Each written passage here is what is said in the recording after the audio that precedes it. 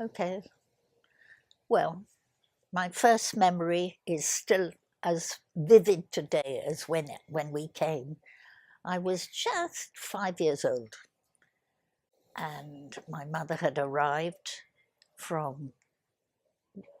My parents had been staying in Kashmir. Then my father had gone back to Bangkok where he was working, and she came here because a friend of ours, David McKeever, had built a house, and McKeever worked in Bombay. So he'd said, all right, you can stay in our house. And she was told, you can't take anything, any gift except fruit, flowers. That's it. So my sister was a babe in arms. My brother could barely walk. So she was holding on to him and holding on to her. And she gave me the tray, and I staggered into the hall with this, and it felt like huge. And on it were some oranges and some Malay, something. And I walked in, and I looked around, I didn't know what to do with this thing. And Bhagwan was sitting there on the couch. So he pointed to the stool that was by his couch. It was a low square table, you must know. So I thought, okay. So I went and sat on it, carrying my tray. And I had my back to Bhagwan, and I was staring at everybody around. And people started to laugh. And I didn't mind. I didn't think they were laughing at me. Good, everybody's laughing. And Bhagwan said, she's making an offering of herself. I never forgot that. The first time in the hall. But we used to go there, as children. We never discussed, is he a great man? Is he this? Is he a rishi? It never occurred to us. We just knew that Bhagwan was Bhagwan. And everything, every piece of news, every new toy, every bit of interesting information, everything that we'd go and tell him about it, and then we'd go off and play up the hill or somewhere. But it was natural. And sometimes we'd say things like, that doesn't seem fair, whatever has happened, animals fighting, whatever it is. We'd better go and tell Bhagwan about it. And we'd go off and tell him about it. That's why we spoke good Tamil in those days, because Bhagwan he could understand English very well, but he didn't speak.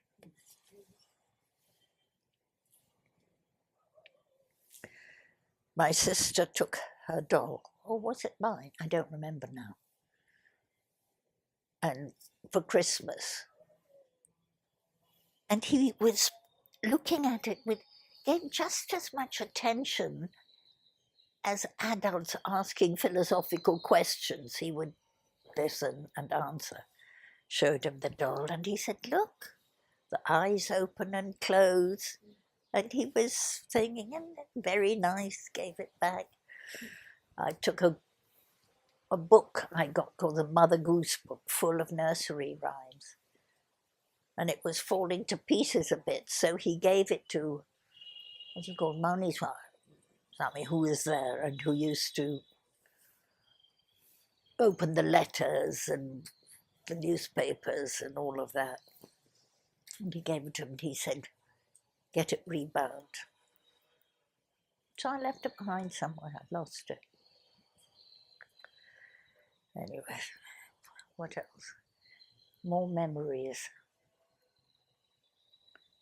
There were those 3 big rocks on the hill path. And the 3 of us used to play. Each had a huge rock as a world, not a country. There was Began, Nevis, and Florena. Those were the 3 worlds. And we'd shout across from one world to another, Adam tend to say, my soldiers are going to come and attack you. And I tended to say something like, "Oh, don't be so silly, I don't want to be attacked." And, that was an afternoon's play. And Bhagwan came by, and I was walking in between. And this I remember. I looked at him and I suddenly thought, I really love you so much. I told him, Bhagwan, I love you so much. And everybody around said, and I thought, oh dear, they think I'm a good, sweet girl, and I'm really not. And Bhagwan knows that. So I said to him, yeah, but I love the monkeys too. And he knew what I meant.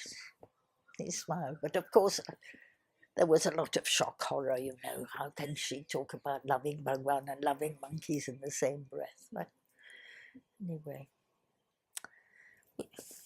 we never thought that there would ever be an end, a time when he wasn't sitting there to listen to us. Of course, one doesn't as children.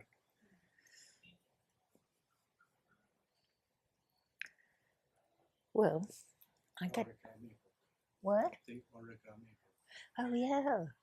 At 8, when I was 8, I got origami paper folding book as my birthday present.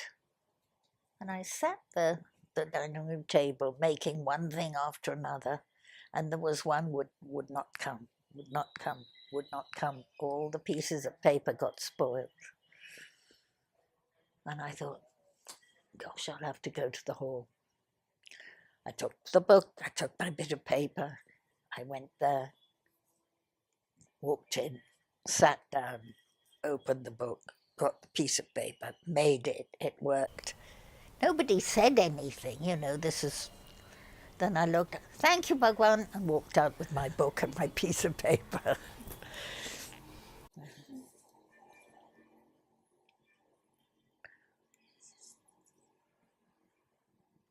I don't think there were many other children here then. There must have been some. I mean, there were your father, your family was here. But I think we stood out because there were no other Western children, But we all blended in, and we spoke Tamil then quite fluently and much better than now. And what else? Your mother used to wear sari. Oh yes. My mother was absolutely devoted. My father, when he first came, apparently, he wasn't sure. And after he met Bhagwan, he became completely sure. Then he was a devotee till he died. We were very lucky. I didn't always think so. There was a time that I thought, here I look different, but I feel at home. If I go abroad, if I go to England, I feel different, but I look at home. It's very confusing because I can never belong here. Everybody will always call me Melegare. And I can never belong there because I don't know what they're talking about half the time.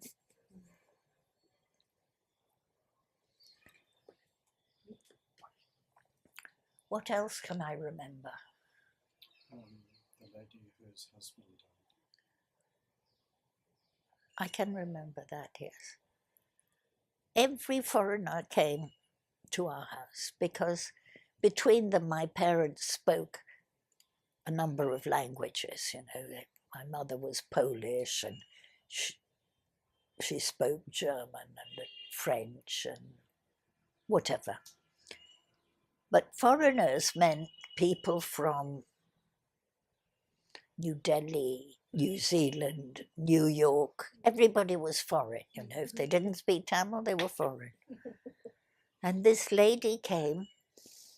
She had made a love marriage. She was Indian from the north.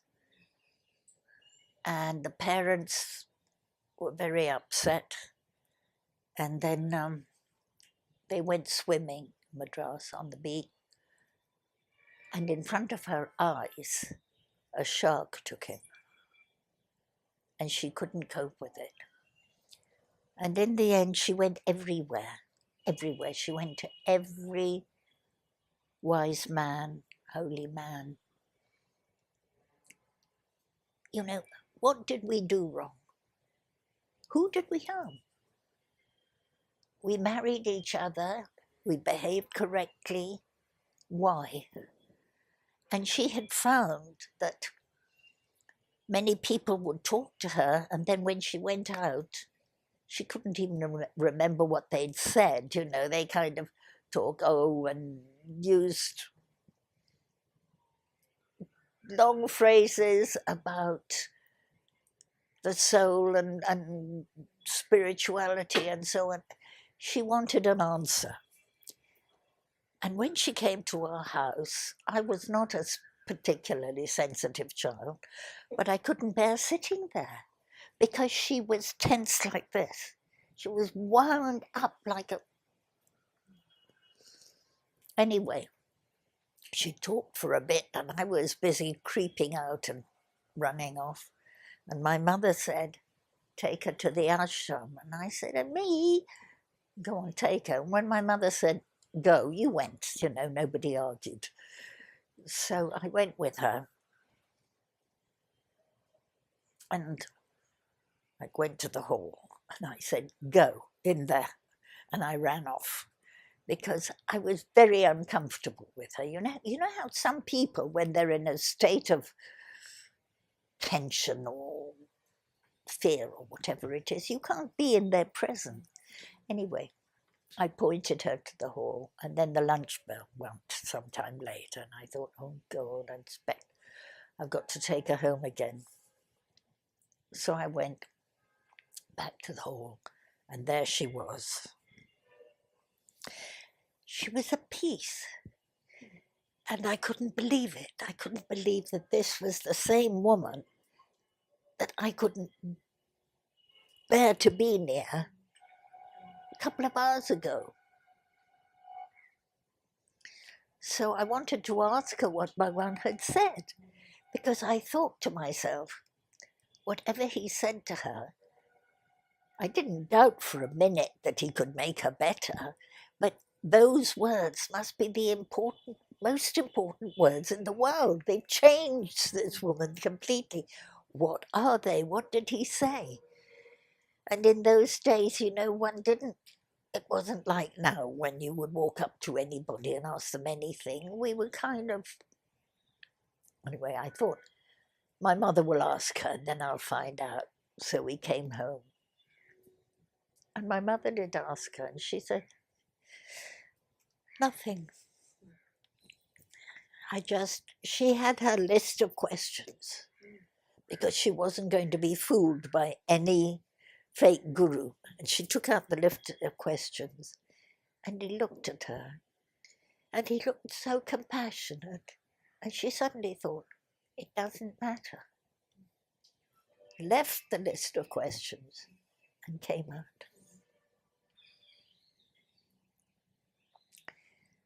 But every time Bhagavan performed a miracle, which that was a miracle, it was always in such a laid-back way that you could say,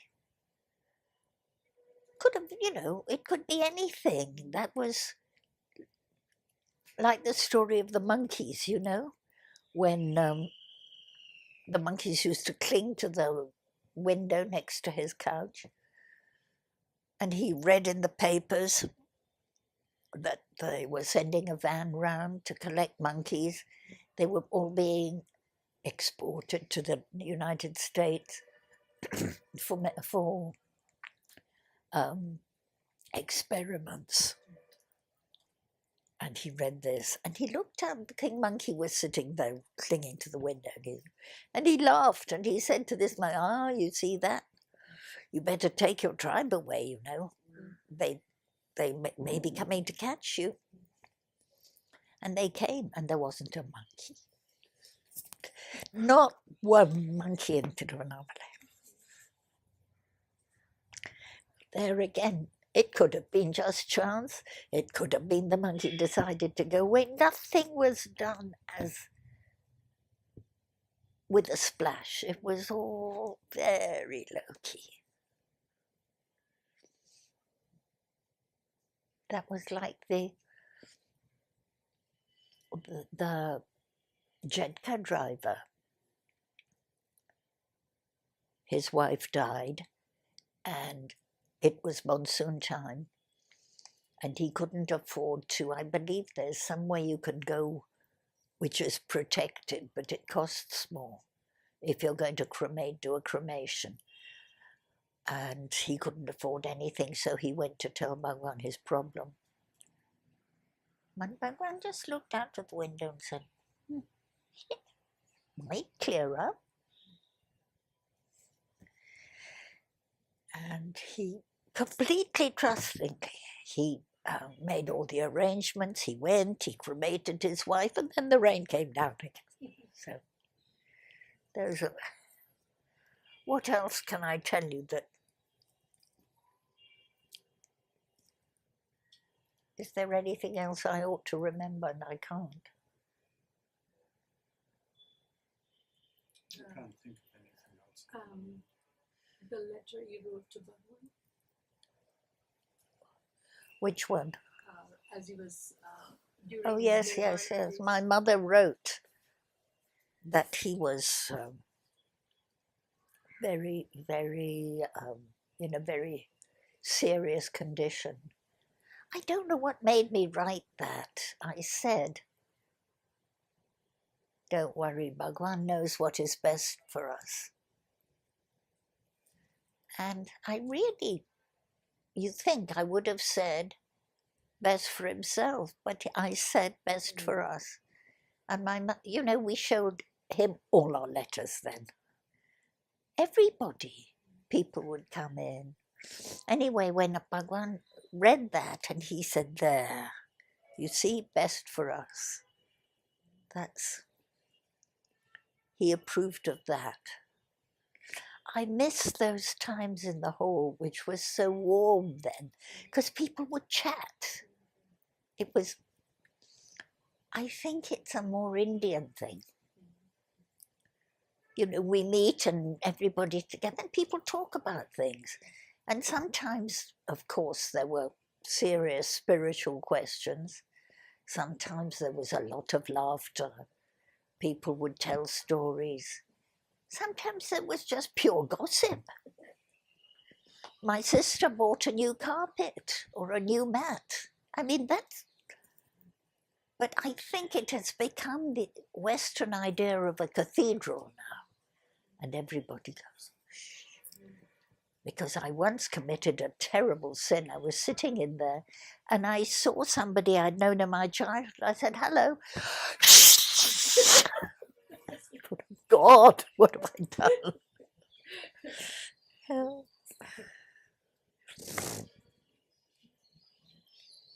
Well, I can't remember any more now. This is beautiful. Anything else, Chris? Not going to start if we think of Bhagavan, Bhagavan thinks of us. There was something else Oh in no, when I wrote to my mother, I said, remember me to Bhagavan. And she showed him the letter. And Bhagavan said, if Kitty remembers Bhagavan, Bhagavan will remember Kitty. And as I went through all the vagaries of life and the ups and the downs and this and that one sentence has given me courage to do whatever I needed to do and so on. Because he doesn't, he's there. He's there. I know that if we remember him, he doesn't interfere though. He doesn't change the way things must happen and the way things fall out to make things different or better for us, but he will help you if you ask for help. He will help. I don't know. I feel that if Bhagavan gave one tiny fleeting thought to something, something would happen. I think once, I don't know who it was, it might have been Savadikari, your great-grandfather, yes? Who was, poor man, he was worried, so worried about money. And somebody mentioned it to Bhagavan, who said, you know, if I gave one thought to money, you wouldn't know where to put it. But there was one time when, for the Jayanthi, I think, somebody had forgotten to order fruit, and there was no fruit served. And the fellow who was in charge, I believe, of ordering and had forgotten to order it, ran to Bhagavan and told him, somebody, he wouldn't go, he was scared of him. And he would always send somebody else, you know. He was actually nervous of him. And this guy went and told Bhagavan that there were no fruit, and Bhagavan said, He didn't answer, didn't say anything. Then there was a phone call in the office from the station. You know, all these boxes of fruit have come. There's no label on it. We feel they must be for you. Will you send somebody to collect them?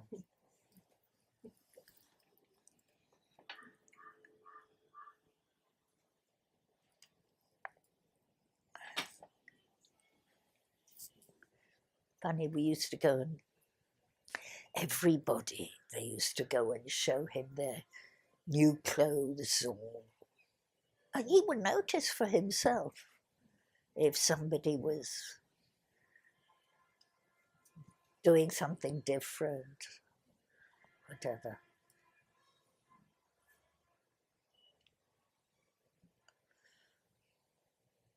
Which one? One of the regular devotees of those days, it might have been, no, couldn't have been Devaraj Mudaliar.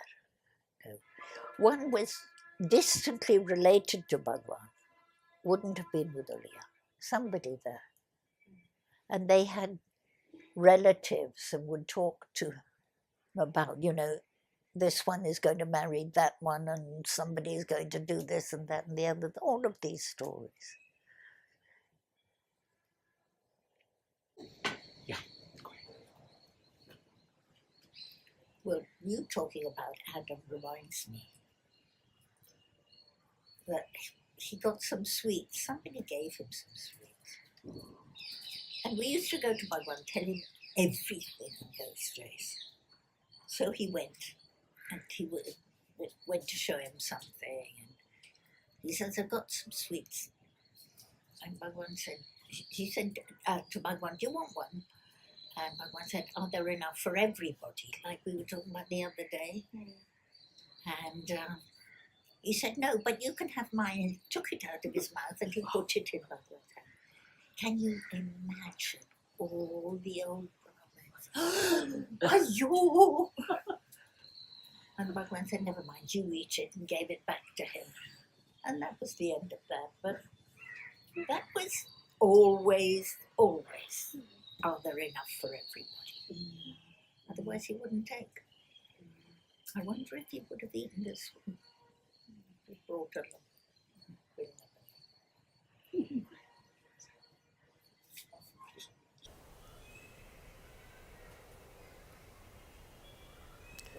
I have more memories, but I can't remember them. I'm sorry.